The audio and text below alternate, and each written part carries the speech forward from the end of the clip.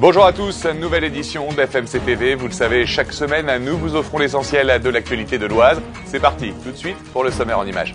L'école des courses hippiques La Facec a tenu ses portes ouvertes à Gouvieux. À Nogent-sur-Oise, le traiteur Locavor Saison favorise les producteurs locaux et le retour à l'emploi.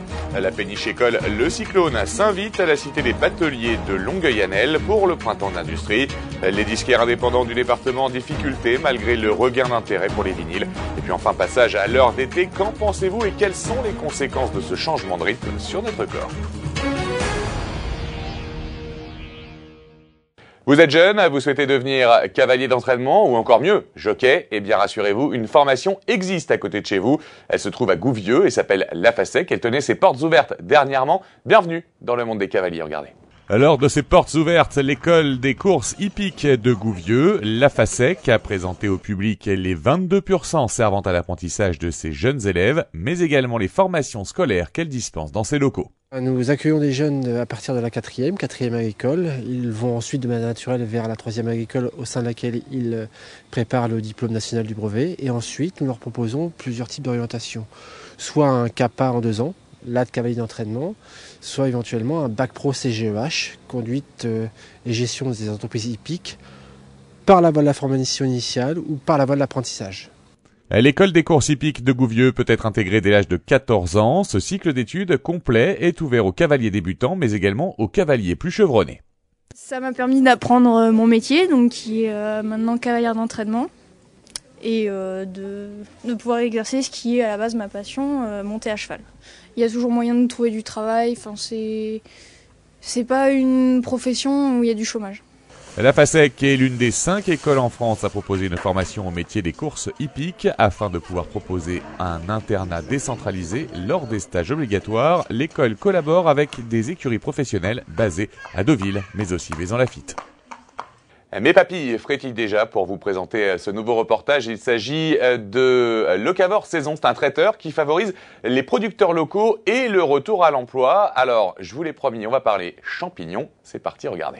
Depuis 2 ans, l'entreprise de traiteur Locavor Saison favorise les circuits courts pour s'approvisionner en produits frais. Elle s'appuie sur des filières locales reconnues comme la champignonnière de Laigneville. C'est le négoce le plus facile et le plus assuré. Parce que quand vous tournez avec des gros clients, qui dit gros clients, le jour où ils vous pètent dans les pattes, ce sont des quantités énormes qu'il nous faut retrouver à négocier. Les bacs que vous voyez là, il y a 15 jours qui sont en cave.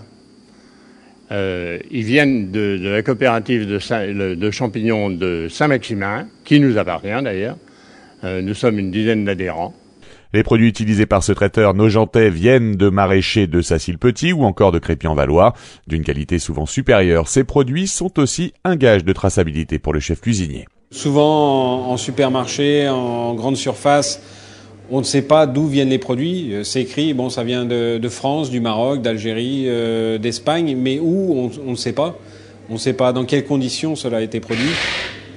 Donc travailler avec des produits Locavor, ça nous permet de suivre la filière en fait, de savoir ce qu'on va manger. Si certains produits sont indisponibles dans notre région ou à certaines périodes de l'année, la consommation Locavor permet de renforcer considérablement l'économie locale. Être locavore, c'est déjà une conviction, et cette conviction, c'est on ne peut pas agir aujourd'hui sans penser au respect de l'environnement, et de retrouver un peu de bon sens et d'utiliser les haricots verts de la région en saison plutôt que des haricots verts du Kenya qui ont fait 4 à 5 000 kilomètres. Fort de son succès, le traiteur Saison devrait ouvrir un restaurant d'insertion au sein du futur centre régional Sarcus 2 de Nogent-sur-Oise qui sera dédié à l'économie sociale et solidaire. Nous avons parlé cuisine, direction maintenant la marine. Nous avons tous plus ou moins essayé d'apprendre à conduire un véhicule, pour cela direction l'auto-école.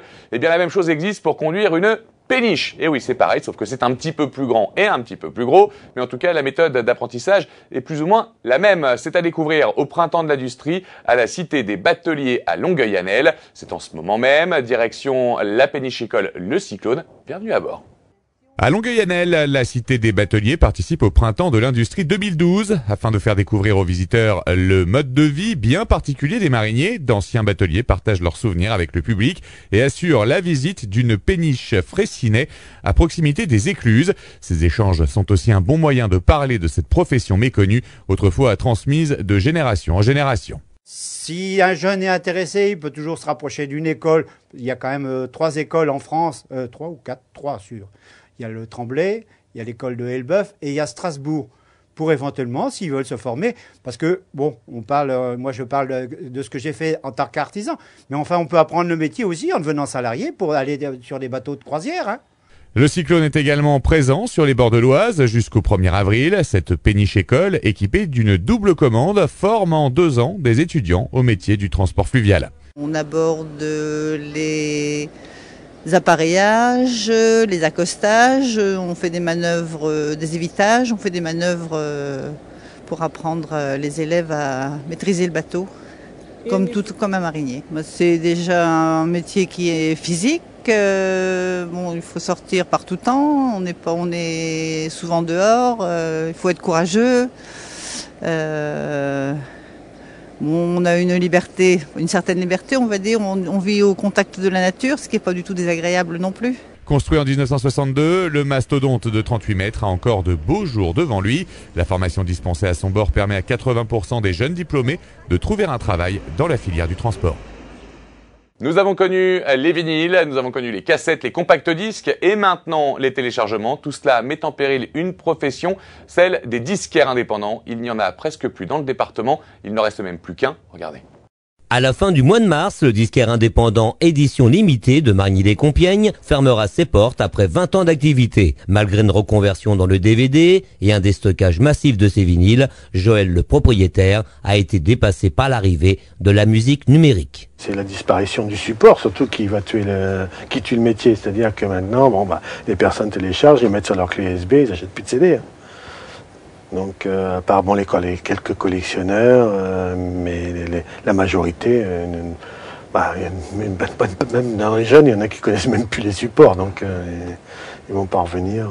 Voilà, c'est ça le problème. Hein. Et puis je pense que les maisons de disques ont bien aidé aussi. Hein. Jusqu'à la fermeture définitive, Joël propose l'ensemble de ses produits en rayon à moins 50%. Il finira ensuite de vendre son stock au fur et à mesure sur son site internet. Désormais, le département ne compte plus qu'un disquaire indépendant, le Manche 10 de Clermont, spécialisé dans le vinyle. Vous l'ouvrez, voilà, donc une guitare, c'est coloré, c'est généreux. Derrière, on voit les musiciens, on voit le nom des musiciens. Vous voyez le truc ? Mais c'est indestructible un vinyle, quoi, théoriquement, quoi. En plus, je crois, je les ai aperçus, on a les paroles dedans. Vous voyez, c'est lisible. Ouvrez un CD, vous allez voir, vous ne verrez rien. J'ai une foi incommensurable dans mon produit. Je sais qu'il est là, qu'il attend quelqu'un, quoi. Faut juste parfois baisser un petit peu les prix. Bon, des disques qu'ils vendaient autrefois 9 ou 12 ou 15, bon, voilà, quoi. C'est des disques qui vont, s'ils se vendent, c'est 5 € grand maximum aujourd'hui, quoi. C'est normal, un produit que vous pouvez trouver gratos sur le net. Depuis quelques années, les ventes physiques d'albums chutent régulièrement au profit de téléchargements numériques légaux, sans toutefois compenser les pertes financières liées à cette tendance. Allez, c'est parti, nous changeons d'heure pour le passage à l'heure d'été. Alors, il y a ceux qui trouvent ça très bien, il y a bien sûr ceux qui trouvent ça très mauvais. Mais en vérité, quel impact cela a-t-il sur notre corps, sur notre sommeil? Bref, à quoi cela sert-il de gagner ou perdre une heure? Nous vous avons interrogé. Qu'est-ce que ça va changer pour moi? Perturber les siestes des enfants, voilà, c'est tout. Ça me plaît pas trop non plus, donc j'aime pas trop. Mais enfin, c'est comme ça, c'est pour le bien de... S'ils ont jugé comme ça, c'est que ça doit être comme ça, puis c'est tout. Hein. J'espère que ça va pas porter un peu, on peut dire, la fatigue pour les gens, mais bon, ça va, on va avoir plus de soleil, des journées un peu plus longues, ça va aller. En principe, c'est supposé permettre d'économiser l'électricité. Bon, je sais pas, est-ce que c'est mesuré, est-ce que c'est effectif, ça, c'est autre chose. Ah ben, oui, on le sent quand même, hein. 1 heure de moins, ça se voit quand même, donc forcément, la journée sera plus courte. Hein. C'est ce week-end? C'est ce week-end, oui. D'accord. Je pensais que c'était vraiment à la fin du mois, donc tant pis. Je trouve que ça perturbe. Là, on était bien comme ça. Non, je vois pas l'intérêt, moi, de changer d'horaire. On voit toujours les lumières allumées, même quand ils ont retiré l'heure ou ils ont avancé. Ça ne change rien du tout dans leur programme pour éteindre ou pour allumer les lumières. Parce qu'on décale en fait, donc forcément on allume plus le matin ou plus le soir. Donc, je vois pas, j'ai jamais compris ça. Ça doit m'échapper quelque part. Vous l'avez compris vous ? Eh ben, les jeux vont être plus longs le soir, donc on va pouvoir profiter plus longtemps de notre soirée. Donc c'est très chouette ce changement d'horaire. Quelles sont les conséquences réelles de ce changement sur notre organisme ? Pour le savoir, nous avons rencontré le docteur Martin à la tête du centre de sommeil à l'hôpital de Compiègne. Déjà, si possible, il faut s'y préparer, et surtout, toujours pour les enfants, si possible, s'y préparer à l'avance. Si on peut, les jours qui précèdent, avancer un petit peu leur heure de coucher, 10 minutes, un quart d'heure sur plusieurs jours, déjà, ça va les préparer. Bon. Si on n'a pas eu le temps de les préparer, ce qu'il faut, c'est essayer de se caler tout de suite sur la nouvelle heure. C'est-à-dire de coucher et lever les enfants, et c'est valable aussi pour les adultes, à l'heure habituelle, de ne pas décaler ces heures de sommeil. Il y a un petit truc à faire aussi. Le premier jour, on est décalé, hein, c'est normal. Alors, en plus, c'est dimanche. Il y a un petit truc utile, c'est pas une plaisanterie, c'est de faire la sieste, hein, parce qu'on va être un petit peu en décalage. Donc c'est dimanche. Profitons-en pour faire pas une sieste de 2 heures, mais faire un quart d'heure ou une demi-heure de sieste. Ça permet de récupérer et ça aide aussi à recaler son sommeil. Le corps humain met quelques semaines pour s'ajuster à ce nouveau rythme. Néanmoins, le passage à l'heure d'été reste plus néfaste que le passage à l'heure d'hiver pour notre horloge biologique. Voilà, c'est la fin de cette édition. Merci de l'avoir suivi, merci de votre fidélité. On se retrouve la semaine prochaine pour de nouvelles informations départementales. Et d'ici là, au revoir et bonne semaine.